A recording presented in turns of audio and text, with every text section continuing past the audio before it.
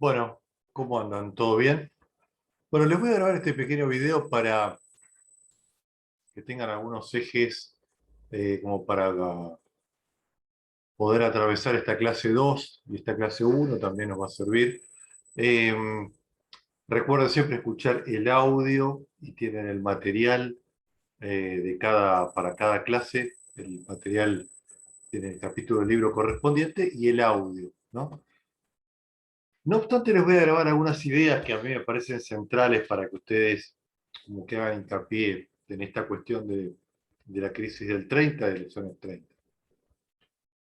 Una primera cuestión a tener en cuenta es que indudablemente la crisis económica de 1929, la famosa crisis de Wall Street, fue una crisis económica muy significativa a nivel mundial que trajo un gran impacto económico y político para el país, y para en general para el conjunto de América Latina, pero para Argentina en particular.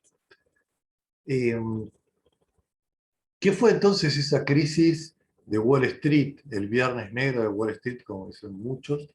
Bueno, es una gran crisis económica que se origina en Estados Unidos, pero que va a repercutir en los principales centros económicos internacionales, que tiene que ver justamente con un proceso de expansión de la producción que empieza de alguna forma a no tener mercados para absorber todas esas demandas. Es como una crisis de sobreproducción. En los años 20 hay un montón de adelantos técnicos que permiten el desarrollo eh, cada vez a mayor escala de las mercancías, y justamente en un determinado momento todo ese proceso de expansión e inversión empieza a frenarse a partir justamente de que empieza a haber un problema de demanda, es decir, no hay demanda suficiente para para absorber esos productos. Entonces, los empresarios empiezan justamente como a frenar un poco su inversión,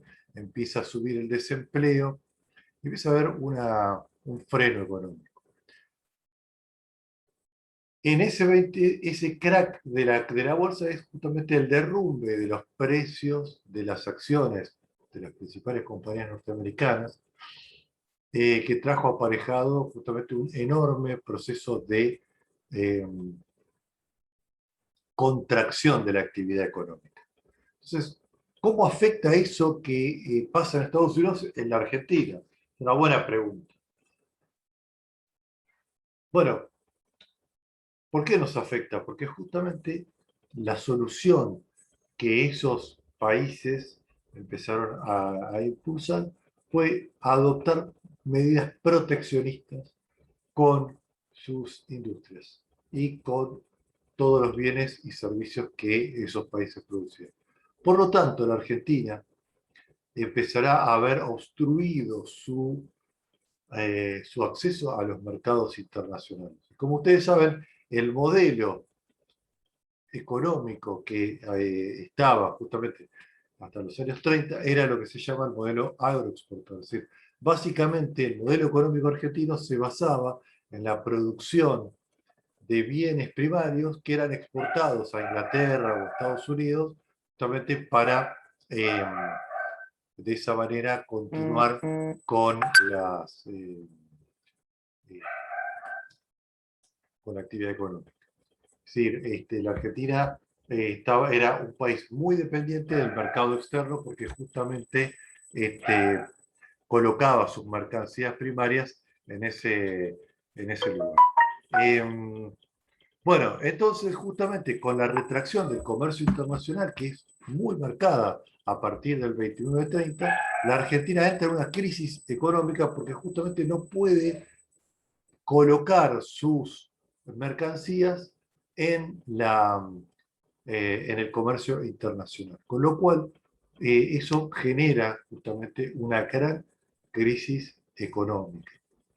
Una gran crisis económica que además se suma a un descontento que las élites tenían con el gobierno de Irigoyen, al cual siempre tipificaban como populista, como demagogo, como un gobernante que expresaba eh, sectores plebeyos, con lo cual tenían ahí una cuestión muy contradictoria, muy opositora justamente a Irigoyen. Y es así que justamente en 1930 se va a dar el primer golpe militar de nuestra historia y asumirá justamente Félix Uriburu, usurpará el cargo de Irigoyen, ¿no? Con este golpe militar, cívico-militar de 1930. Este golpe viene también con unas ideas en las cuales eh, se cuestiona abiertamente, por ejemplo, la democracia, la ley.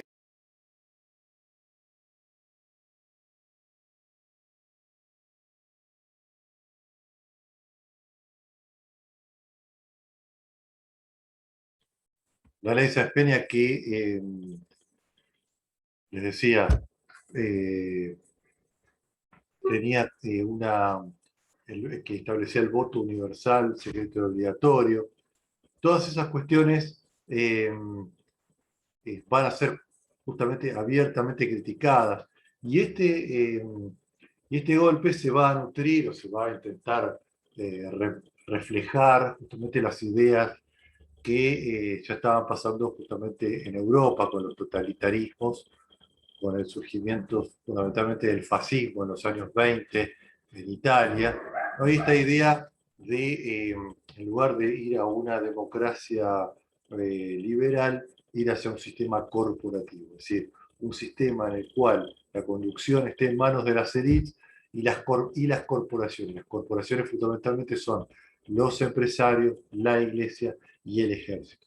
Esos son justamente las corporaciones que deben y deberían conducir al país, ¿no? Pero justamente alejar la posibilidad de la democracia del acceso justamente del pueblo a las decisiones, ¿no? Eh, bueno, justamente eso implicaba además la suspensión de toda la actividad política, la suspensión de los partidos políticos, de las libertades, la intervención de las provincias. Bueno, dentro de la élite entonces va a surgir otra perspectiva que va a ser justamente eh, continuar con esa intervención que había sido el golpe militar, pero no ya a través de un golpe, no a través de una abierta dominación a través de los militares, sino que justamente lo que plantean es decir, bueno, hagamos un sistema como si fuera democrático, pero en realidad manejado justamente por estas élites. Es lo que se llama entonces el fraude patriótico. Es decir, vamos a hacer elecciones, vamos a controlar quiénes se pueden presentar, cómo se van a presentar, nosotros manejamos el sistema electoral, etcétera, etcétera, hacemos fraude y nos conducimos con esa idea. Y eso justamente le daría como más legitimidad y le daría un lugar a los partidos políticos que también habían sido anti-irigoyenistas. Entonces, eso justamente es la perspectiva que es la corriente liberal del ejército, ¿no? que, eh, que a través de Justo va a construir lo que se llamó la concordancia, que va a llegar a la presidencia en 1932 a través de esto, que era la concordancia. ¿Qué es la concordancia? Una articulación de partidos políticos y militares que se denominó de esta manera, ¿no? Donde estaban los radicales anti-irigoyenistas, donde estaban sectores del Partido Socialista, conservadores, etc. Bueno, esto en la parte política, ¿no? Va a continuar durante los años 30 y lo que es interesante es cómo va a repercutir esto en materia económica. A partir de los años 30 y a partir de esta enorme crisis económica, surge la necesidad imperiosa de repensar justamente el lugar de la economía liberal en nuestro sistema económico. Justamente la idea de que el Estado tiene que dinamizar y subsidiar a ciertos sectores, empieza a ser justamente, de alguna manera, hegemónica. Y esto viene también de la mano de ciertas ideas que empiezan a aparecer en Estados Unidos y en Europa, justamente con que esta idea que el libre mercado dejado a su propio este, resultado genera la recesión constante. La única manera de reactivar una economía es a través de la producción, a través de la inversión estatal. Es decir, es el Estado la única eh, institución capaz de poner en funcionamiento un sistema económico que está en recesión. Entonces, justamente estas ideas empiezan a ponerse, eh, a ser releídas, y justamente en esta golpe que justamente tiende a favorecer a los sectores dominantes y a las élites económicas y políticas de la Argentina, va a ser tomado justamente como eh, una forma que el Estado intervenga para salvar los intereses de los sectores agroexportadores, de los sectores ganaderos, de los sectores exportadores. No es que va a beneficiar el conjunto de la sociedad, sino que va justamente a marcar va a ser una intervención del Estado justamente para salvaguardar los intereses de esos sectores dominantes, ¿no? Así empieza una serie de construcciones o de herramientas económicas que son las juntas de granos. eh, Se crea, por ejemplo, el Banco Central, ¿no? Y hay algo ahí también que está en el libro que está bueno, que es el famoso Pacto Roca-Runciman, que es justamente un pacto que firma la Argentina con el gobierno de Gran Bretaña, en el cual, digamos, la Argentina se compromete a recibir y tratar este, las inversiones con muy buena mano, las inversiones de Inglaterra, ofrecer beneficios impositivos y de todo, a cambio de que el gobierno británico compre una cuota de carne, ¿no? Eso entonces fue también algo muy interesante de la época, que cómo nos marca, cómo el Estado interviene para salvaguardar a un sector, ¿no? Que son los sectores justamente históricamente dominantes. Sin embargo, lo que es interesante es que el rol del Estado se reformula, y esto da posibilidad para que después, el capítulo que venga, cuando vamos a ver el peronismo, vamos a ver que esta idea de que el Estado interviene, etcétera, puede beneficiar a otros sectores que no son exactamente los sectores concentrados, los sectores, las élites económicas de la Argentina. Bueno, un poco esto es lo que por ahora les quería adelantar. Tienen material ahí en el libro.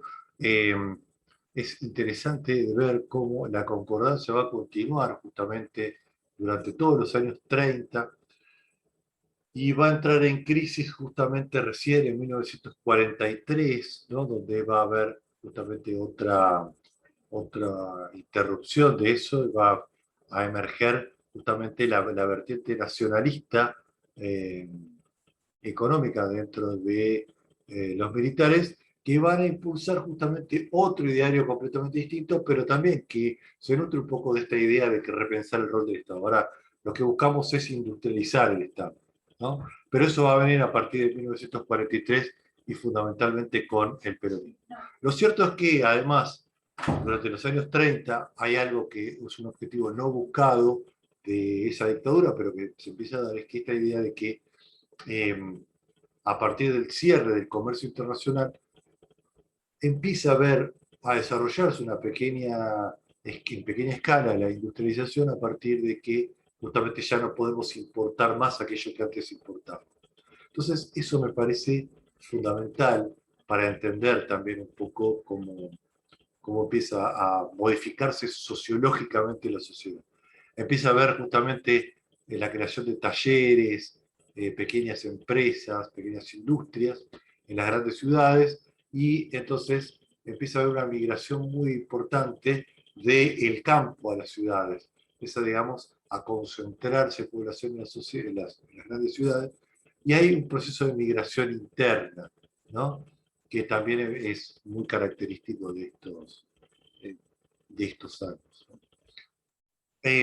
Bueno, voy a dejar entonces por acá este, para grabarles este video. Recuerden siempre, vean este video que les mando yo, escuchen el audio de la clase, vean la clase especial que les voy a pasar después también, que se va a dar hoy a las 18 horas, y con eso y el libro vamos completando las actividades. Así que bueno, yo les voy a mandar un videito por semana como para acompañarlos también, y aunque sea tener ahí una presencia medio virtual, este, este, vamos viendo cómo. Bueno, les mando un gran saludo y después me cuentan por el grupo de WhatsApp si les sirvió esta grabación.